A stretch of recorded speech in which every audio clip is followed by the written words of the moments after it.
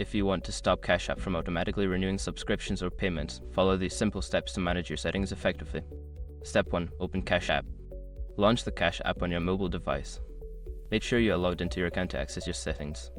Step 2. Go to your profile. Tap on your profile icon or the account balance at the top of the screen. This will take you to your account settings. Step 3. Access the settings menu.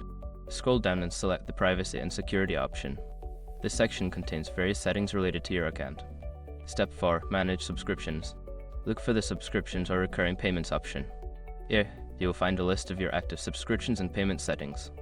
Step 5. Cancel auto renewal. Select the subscription you wish to cancel and follow the prompts to turn off auto renewal. Confirm your choice to ensure the changes take effect.